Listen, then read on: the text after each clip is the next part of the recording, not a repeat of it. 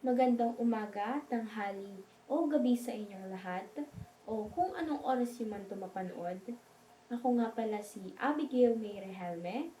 Ngayon, ang aking grupo ay magtatalakay tungkol sa paksang Synthesis o Buod. Ano ang salitang Griego? Synthetenya. Ang salitang synthetenya ay binubuo ng dalawang salita na may mga kahulugang mula sa Griegong wika. Ang syn ay nangangahulugang kasama o magkasama, habang ang tintitenya ay nangangahulugang ilagay o sama-samang ilagay.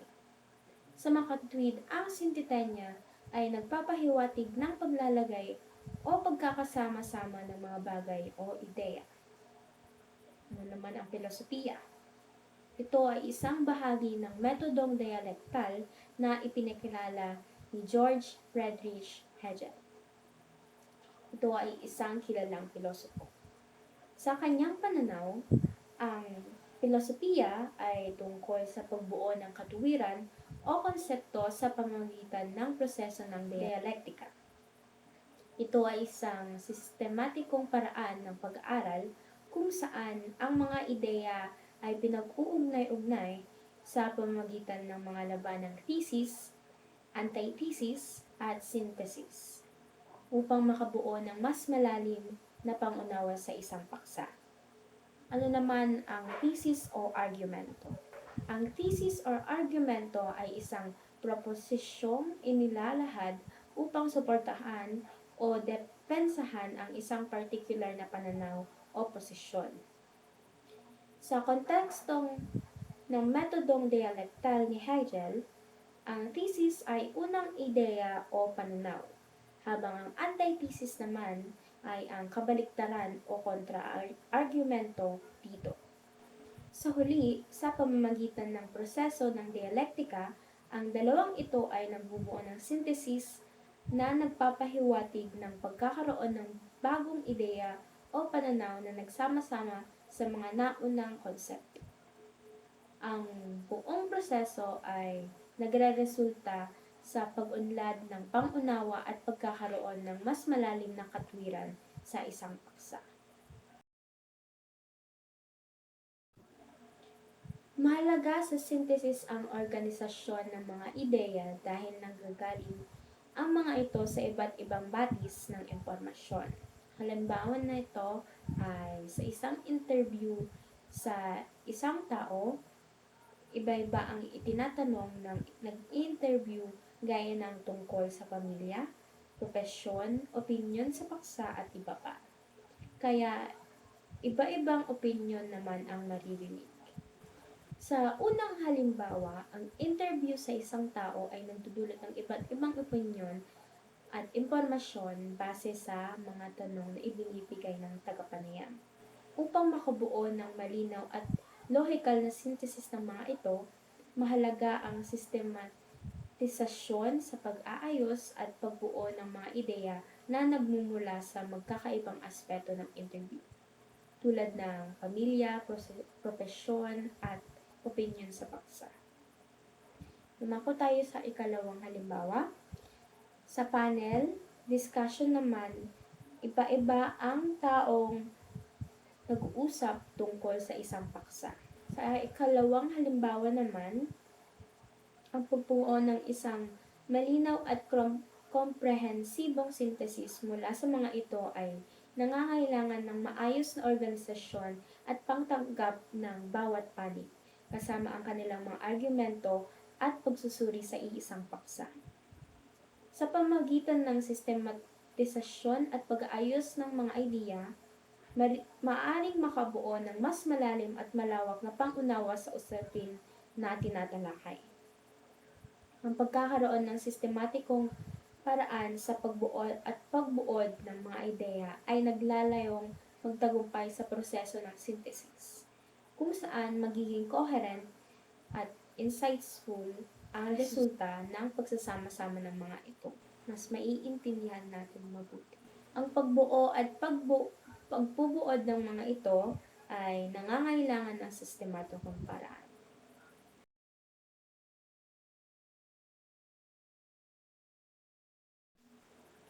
Dumako naman tayo sa mga hakbang, ilang mga hakbang at mungkahi sa maayos na pagbubuo ng synthesis.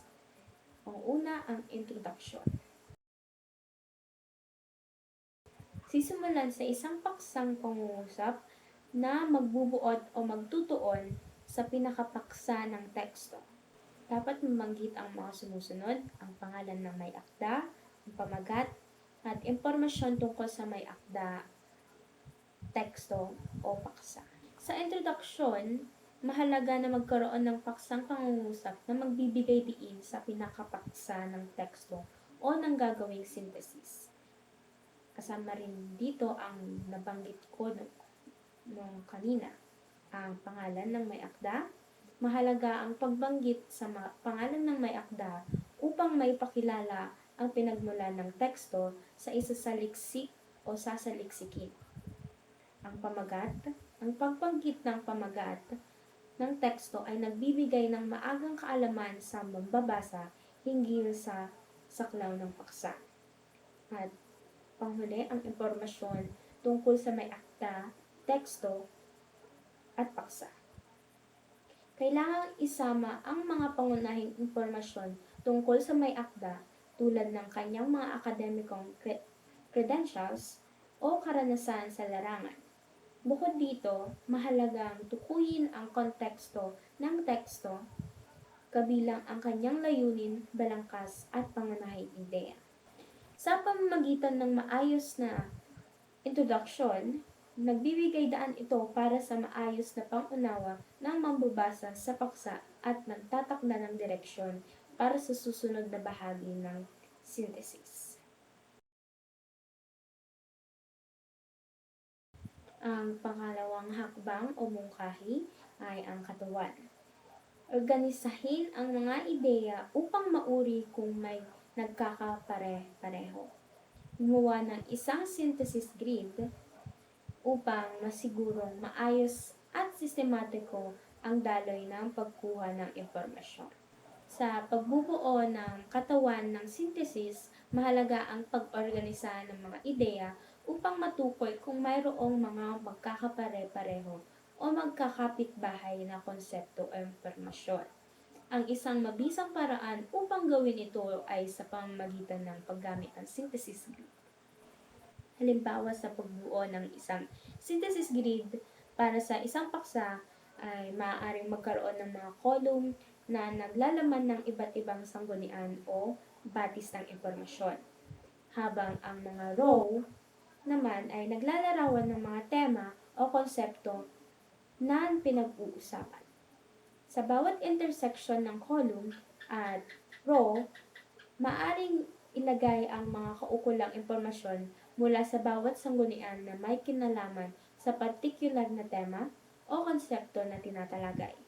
Sa pamamagitan ng paggamit ng synthesis grid, mas madaling makikita ang ugnayan at mga pagkakaiba sa pagitan ng mga ideya mula sa iba't ibang sanggunian na nagbibigay daan sa mas malalim at mas maayos na pagbuo ng synthesis. B. Suriin ang koneksyon ng bawat isa sa paksa at pangunahing ideya. Sabi po dito, ang koneksyon ng bawat isa sa paksa at pangunahing ideya ay naglalaman ng pag-uugnay ng mga ideya at impormasyon upang magkaroon ng kabuuan at malinaw na pag-unawa sa isang teksto o paksang pinag-uusapan. C.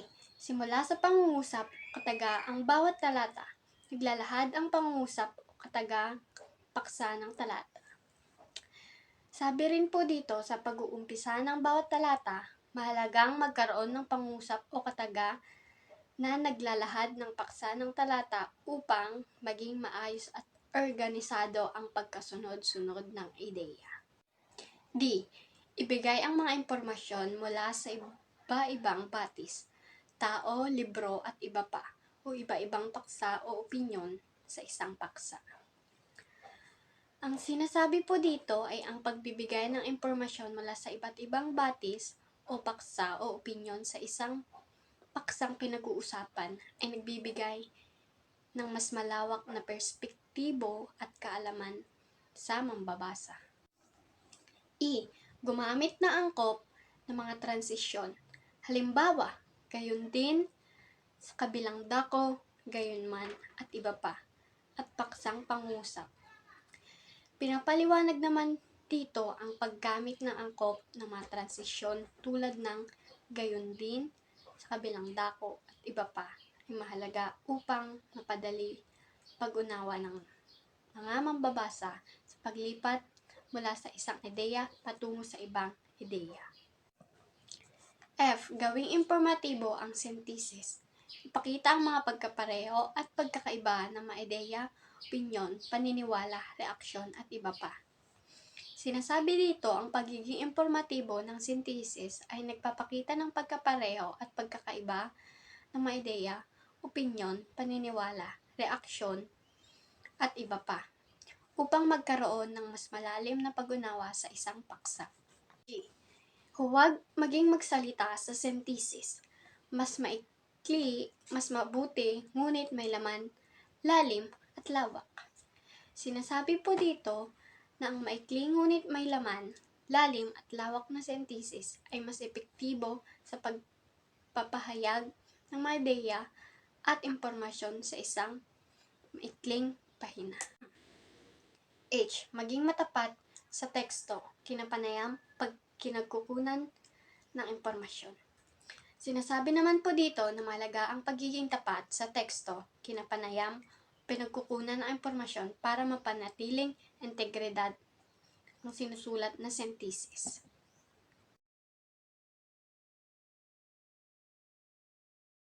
So, ayan, dito naman po tayo sa ikatlo or ito po yung ikahuling bahagi or hakbang sa pagbuo ng synthesis at ito po ay ang konklusyon. So, dito po, ibuod ang nakitang mga impormasyon at pangkalahatang koneksyon ng iba-ibang pinagsama-samang ideya. So, sa pagtatapos po ng synthesis ay mahalaga na ipakita ang kabuoang pag-unawa sa mga naunang bahagi ng akda. So, sa pamamagitan po ng pagsama-sama ng mga impormasyon at ideya mula sa iba't ibang pinagkuhanan, mas nagiging malinaw po yung ating paksa. So, sa pagbuo po ng konklusyon ay nagbibigay daan ito sa paglalatag ng mga pangunahing punto at pananaw na nabuo mula sa pagsusuri ng mga datos at teksto. Ito rin ang pagkakataon upang magbigay diin sa mga mahalagang natuklasan at magmungkahi ng mga potensyal na direksyon para mas ma-improve pa yung paksa. So dito, ayun nga po, maaaring magbigay komento dito o kaya naman ay magmungkahi para dito po natin pwedeng sabihin yung atin pang mga rekomendasyon para mas ma-improve pa yung isang paksa. So, isang halimbawa dito ay mas malalim pang pananaliksik at pag-aaral, obserbasyon or diskusyon sa paksa. So, take note po dito na maaaring ang konklusyon ay nasa unang bahagi. Bakit po kaya? Kasi po, 'di ba?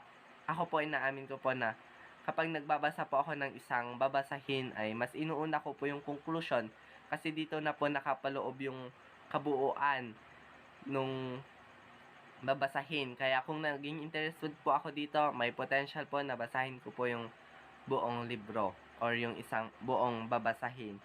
So, ang mga halimbawa po dito ay ang introduction ng konklusyon ng mga artikulo sa libro o journal. Dito po ay mahalaga na mailahad natin ang mga pangunahing punto at pananaw na nabuo mula sa pagbasa at a-analyze ng mga teksto. So, dito po maaaring magbigay ng pagpapahalaga sa mga natuklasan at magmungkahi ng mga potensyal na direksyon para sa mas malalim na pananaliksik. So, letter B po, report ng pinag-usapan sa talk show, pulong, komperensya o panel discussion. Dito po hindi naman po kailangan na ilahad po natin ng buo yung napag-usapan sa isang talk show. Maaring yung ano na lang po yung mga main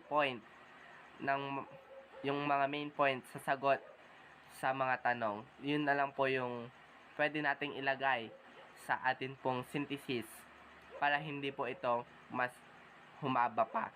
So, dito naman po sa letter C ay ang review ng mga literaturang pinagkunan ng impormasyon o ideya ukol sa isang paksang maraming may akda na sinangguni para sa sinulat na thesis o disertasyon.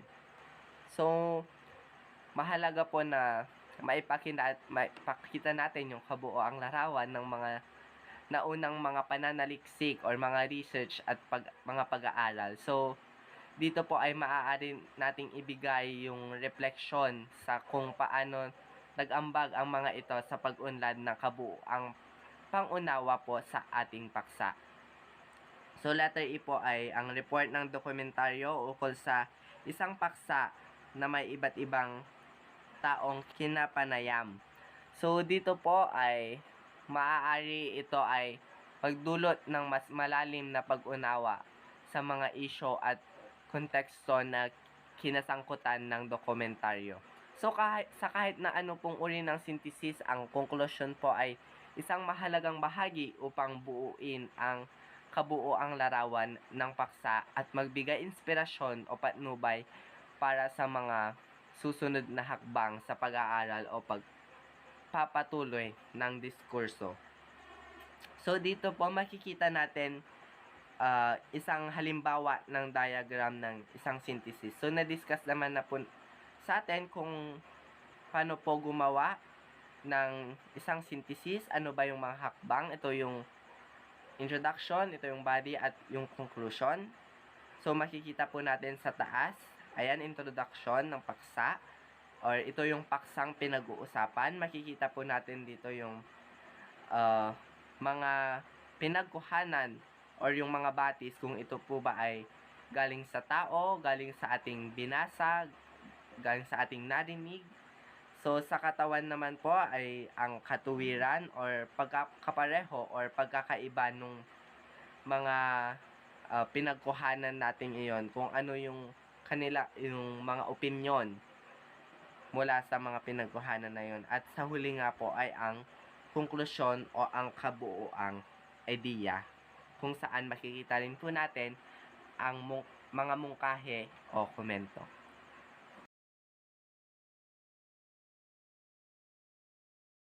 Buod. Ano nga ba ang kahulugan ng buod? Ito ay siksik at pinaikling bersyon ng isang teksto. Ang teksto ay maaaring nakasulat, pinanonood o pinakikinggan. Nilalaman nito ang ideya at sumusuportang ideya o datos. Mahalaga rito ang pagtutok sa lohikal at kronoholikal na daloy ng mga ideya ng binuod na teksto. Kadalasan ito ay nakakatulong sa paglilinaw sa lohikal at kronolohiya ng mga ideya, lalo na sa mga hindi organisado o komplikadong paraan ng isang pagsusulat ng teksto. Ano nga ba ang kahalagahan nito bilang datos sa isang masusing binasang teksto? Upang gamitin sa isang pagsusulat, mahalaga ang pagbubuod sa pagpapaunlad ng isang argumento. Hindi tayo nagbubuod para lang ilahad ang mga ginawa o isinulat ng isang may akda. Ginagamit ito bilang pansuporta sa isang proposisyon o thesis. Isa rin itong batayan kung paano binasa ng sumulat ang naturang akda at kung paano niya inaiuugnay sa kanyang paksa. Mga katangian ng pagbubuod. Una, tinutukoy agad ang pangunahing ideya o punto kaugnay sa paksa.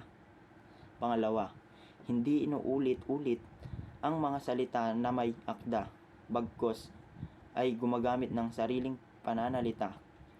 Isa itong muling pagsulat ng binasang akda sa maikling salita. Inihahalili sa mga salita ng may akda ang mas pangkalahatang termino gaya ng kasuotan sa halip ng saya, pagturo sa halip ng pagtelekture at iba pa. Ikatlo, mga 1/3 ng teksto o mas maikli pa dito ang pagbubuod. Ang mga katangian ng teksto ay mahalaga sa pagpapabuti ng komunikasyon, pagsusuri at pag-unawa sa mga ideya at kaisipan na ibinabahagi sa mga mambabasa sa pamamagitan ng maayos at malinaw na pagpapahayag. ay wastong paglalahad ng impormasyon, mas magiging madali ang pagpaparating ng mensahe at pagpapahayag ng mga impormasyon sa mga mambabasa. Mga paghahakbang sa pagbubod. May 8 hakbang sa pagbubod. Una ay ang basahin, panoorin o pakinggan muna ng papya o teksto. Pangalawa, sa mga nakasulat o episodyo ng isang pinanood o pinakinggan, tukuyin ang paksang pangungusap o pinakatema. Tukuyin din ang mga susing salita. Pangatlo, pag-ugnay-ugnayin ang mga ideyang ito upang mabuong pinakapunto o thesis. Pang-apat, sulatin ang buod. Tiyakin ang organisasyon ng teksto. Huwag gumamit ng mga salita o pangungusap mula sa teksto. Pang-5, huwag maglagay ng mga detalye, halimbawa, at ebidensya. Pang-6, makatutulong ang paggamit ng mga signal word o mga salitang nagbibigay transisyon sa mga ideya gaya ng gayunpaman, kung gayon, sa makatuwid, gayon din, sa kabilang dako, bilang konklusyon, bilang pagwawakas, at iba pa. Pang-7, huwag magsingit ng opinyon. At pang-8, sundin ang diagram sa ibaba. Ang mga nakalagay sa diagram ay ang pangunahing ideya, paksang pangungusap, at konklusyon. Ang pangunahing ideya. Ang pangunahing ideya ng teksto ay tumatalakay sa mga hakbang sa pagbuod ng isang teksto, pagsulat ng buod, at mga gabay sa proseso nito. Paksang pangungusap. Mahalaga ang tamang pag-unawa sa teksto bago magsimulang magbuod. Paksang pangungusap pa rin. Ang pagtukoy sa paksang pangungusap o pinakatema ay kailangang gawin upang mabuong buod. Ang pag-uugnay-ugnay ng mga ideya at paksang pangungusap ay mahalaga sa pagbuo ng maayos na buod. Ang mga signal word ay makatutulong sa pagpapakita ng ugnayan ng mga ideya sa buod. At ang konklusyon, ang pagbuo ng buod ay isang mahalagang hakbang sa pag-unawa at pagpapalawak ng kaalaman sa isang teksto sa pamamagitan ng wastong sumusunod sa mga hakbang at gamay sa pagbuod. Maaring maging mas epektibo ang pag-unawa at pagpapahayag ng nilalaman ng teksto.